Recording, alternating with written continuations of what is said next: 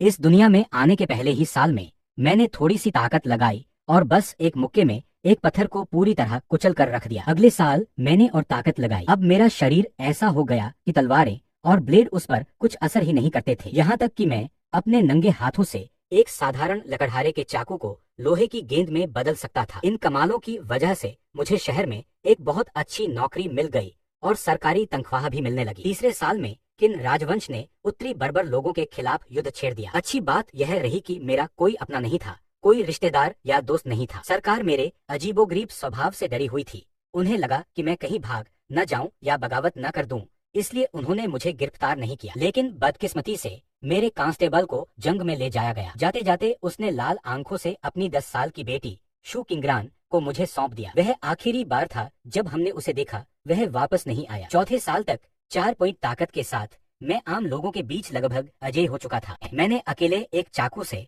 उन चीजों पर यकीन करते हुए जो आंखों से नहीं दिखती 20 से ज्यादा लोगों को मार डाला। पुराने मेयर मुझे अपना असली वारिस समझने लगे और आम लोग मुझे अपना रक्षक मानने लगे। बस एक छिपा हुआ खतरा था। मैंने ल्यूको में येयू नाम के एक शख्स को मार डाला था। उसके भाई ये फेंक की किस्मत 2 साल पहले अच्छी थी। वह लड़ाई हार गया था और फिर एक अमर संप्रदाय में शामिल हो गया था। कहते हैं कि अमर साधक अपना बदला रातों रात नहीं लेते। किस्मत से वह अभी अभी पहाड़ पर गया था, इसलिए वह कम से कम 10-20 साल तक नीचे नहीं आएगा। हिसाब लगाकर मैंने राहत की सांस ली। सोचा 20 साल बाद देखा जाएगा कि कौन किसे मारता है। 11वें साल में 10 पॉइंट ताकत ने मुझे पहले से ही हवा में उड़ने लायक बना दिया था। मुझे लगा कि सिर्फ ताकत थोड़ी अजीब है, तो मैंने थोड़ी सी क्यूई भी जोड़ने की कोशिश की। नतीजा यह हुआ कि उसी साल मैं चलते चलते पैसे उठाने लगा और खाली कांटे से मछली पकड़ने लगा। ऐसा लगा जैसे मैं किसी चुने हुए इंसान के वश में हो गया हूँ। 13वें साल में एक बुरी खबर आई। किंग्रान के पिता की एक लड़ाई में मौत हो गई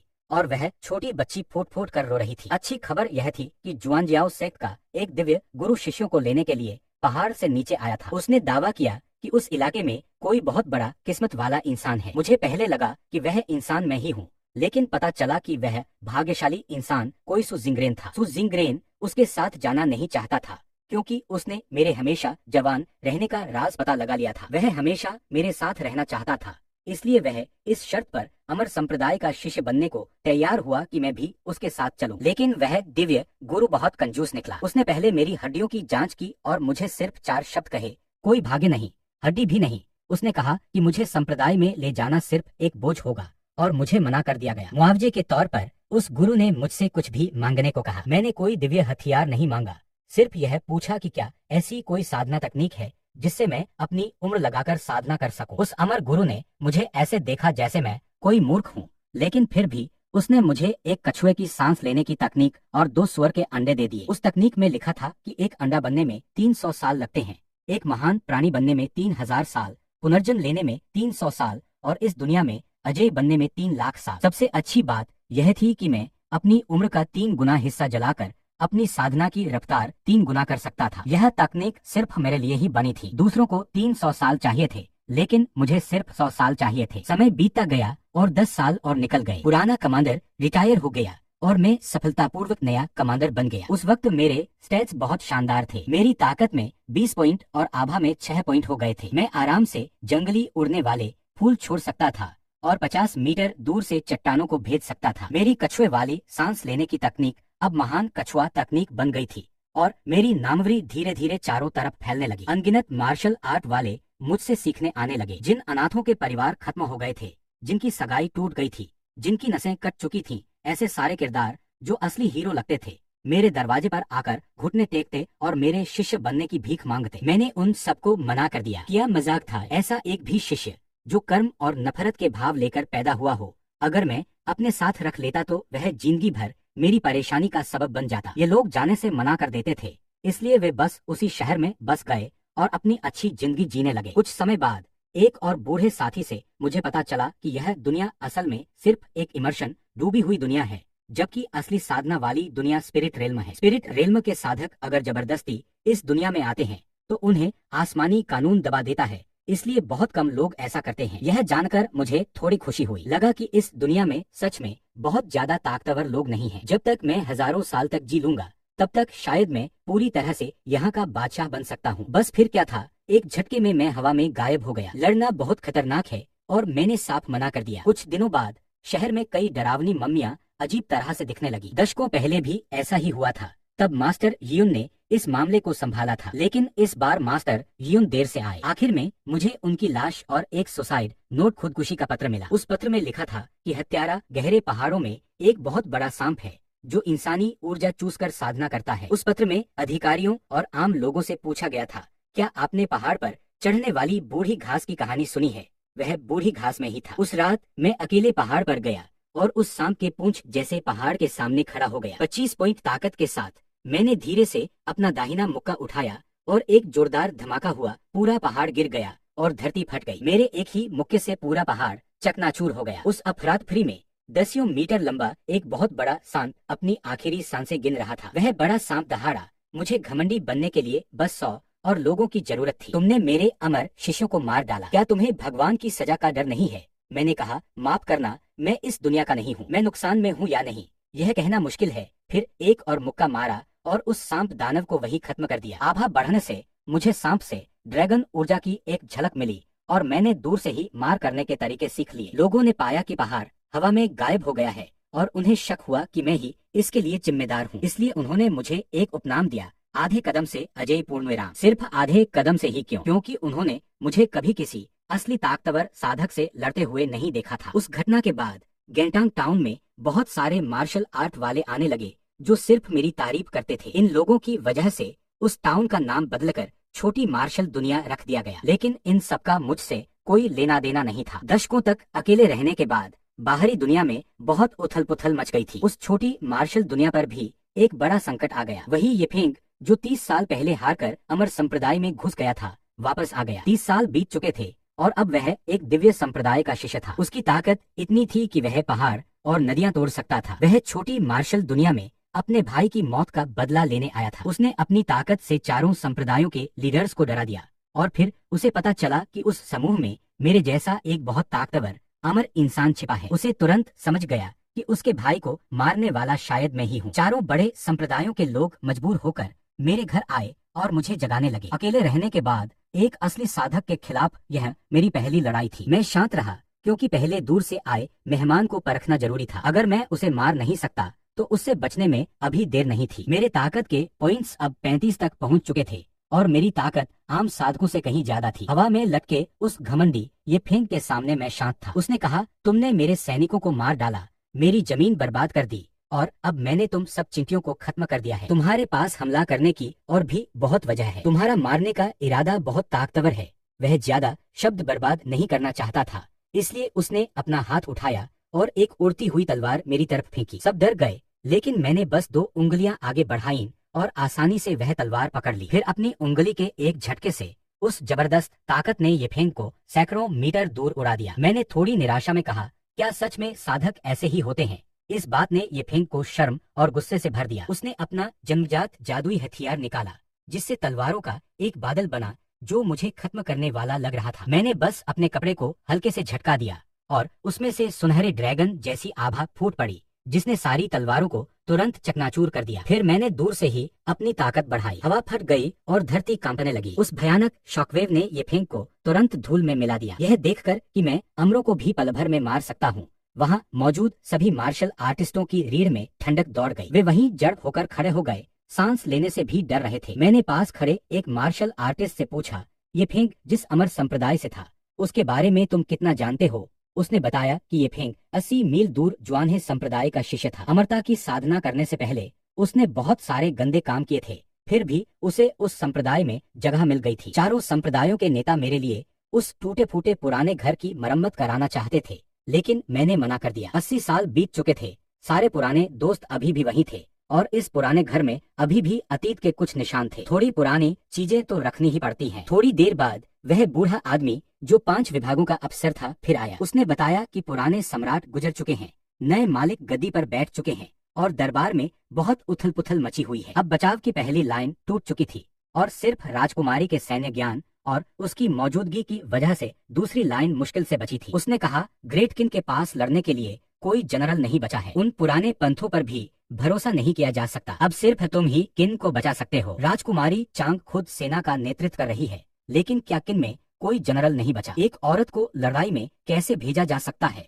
मैंने मना करने के लिए हाथ उठाया, लेकिन वह हवा में ही रुक गया। मेरा बेपरवाह चेहरा देखकर उस बूढ़े ने सोचा कि मैं अभी भी नहीं जाना चाहता, इसलिए उसने दांत पीसते हुए कहा, राजकुमारी चांग भले ही औरत है, लेकिन उसमें पुराने राजा की आत्मा है। उसने कहा है कि अगर किन गिर गया तो इस दुनिया के लोग उत्तरी दुश्मनों के लिए खून का खेल बनकर रह जाएंगे। फिर वह बोला, मैं ये नहीं कह रहा कि मैं नहीं जाऊंगा, लेकिन तुम भी इस मौत की दुनिया से आए हो, क्या तुम यह सब देख सकते हो? उसने कहा कि किन के सारे जनरल मर चुके हैं और एक औरत को यह बोझ उठाना पड़ रहा है, जो बिल्कुल सही नहीं है। अगर मैं मदद करने को तैयार हूँ तो मैं पूरा युद्ध रोक सकता हूँ। मैंने कहा, ठीक है, मेरी तारीफ मत करो, बस बता कि तुम्हारी जगह कहाँ है। उस बूढ़े के साथी ड्वान जियाग्वान ने कहा, 3000 मील। 3000 मील, कम से कम थोड़ा तो संभल कर जाओ। लेकिन बात पूरी होने से पहले ही उस बूढ़े के चेहरे पर हवा का एक जोरदार झोंका लगा। उसकी आंखें खुलना मुश्किल हो गई। जब उसने फिर से आंखें खोली तो घर में मेरा कोई निशान नहीं था। जमीन पर नीले पत्थर की स्लैब पर सिर्फ 2 पैरों के निशान बचे थे और हर निशान आधा फुट गहरा था। उधर 3000 मील दूर ड्वानक्सिया दर्रे पर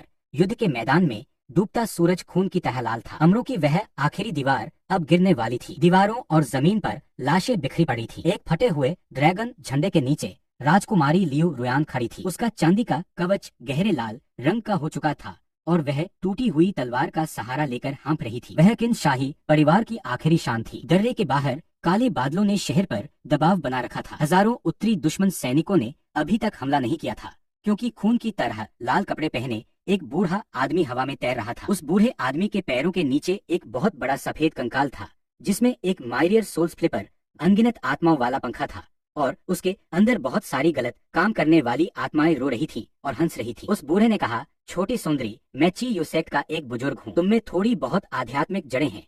अगर तुम मेरी बात मानकर मेरी शिष्या बन जाओ तो मैं किन के शाही परिवार का एक छोटा सा हिस्सा बचा सकता हूँ। नहीं तो आज मैं यह पूरा शहर तबाह कर दूंगा और तुम्हारी आत्माओं को भी नष्ट कर दूंगा। राजकुमारी लियू रुयान चिल्लाई, अरे शैतान, मेरे ग्रेट किन में लड़ाई में सिर्फ राजकुमारियां ही मरती हैं, रईस राजा नहीं। तुम तर्क नहीं सुनोगे तो सजा का घूंट पीना पड़ेगा।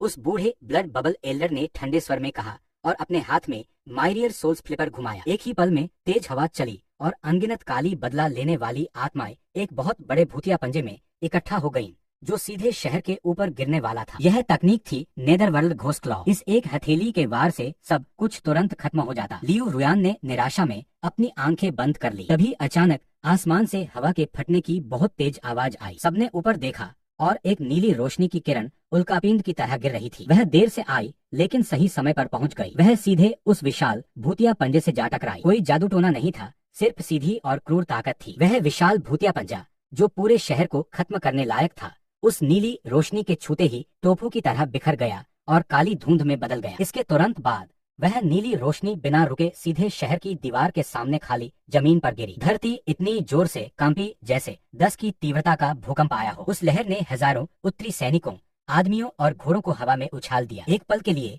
हर कोई, चाहे दुश्मन हो या अपने धूल के बादलों में, हैरान रह गया। जैसे जैसे धूल धीरे धीरे छंटी, बीच में एक बहुत बड़ा गहरा गड्ढा दिखाई दिया। मैं धीरे धीरे सीधा हुआ, अपने ऊपर लगी धूल झाड़ी और अपनी पुआल की टोपी सीधी की। मैंने खुद से कहा, यह सड़क थोड़ी लंबी थी और ठीक से लैंडिंग नहीं हो पाई। लियू रुयान एक पल को हैरान रह गई, फिर बोली, क्या मैं पूछ सकती हूँ कि आप किस अमर पहाड़ से आए हैं? मैं घूमा और हवा में खून के बुलबुले वाले उस बूढ़े शैतान की तरफ देखा। मैंने कहा, मैं कोई अमर पत्थर नहीं हूँ, मैं बस एक बटालियन कमांडर हूँ। मैंने सुना है कि यहाँ कुछ परेशानी है, इसलिए बीच बचाव करने आ गया। उस बूढ़े ने जल्दी से मेरे शरीर को देखा। उसमें कोई आध्यात्मिक ऊर्जा नहीं थी, मैं बस एक इंसान था। उसे समझ नहीं आया कि उसका भूतिया पंजा कैसे टूटा, लेकिन साधकों को इंसानों से बहुत नफरत थी। गुस्से में उसने एक लाल रंग की उड़ती हुई तलवार चलाई, जो खून की आग की लपटों में बदल गई और सीधे मेरे माथे पर निशाना साधा। लियू रुयान डर से चिल्ला उठी। मैं बिना हिले खड़ा रहा। जैसे ही वह तलवार मेरे माथे से लगने वाली थी,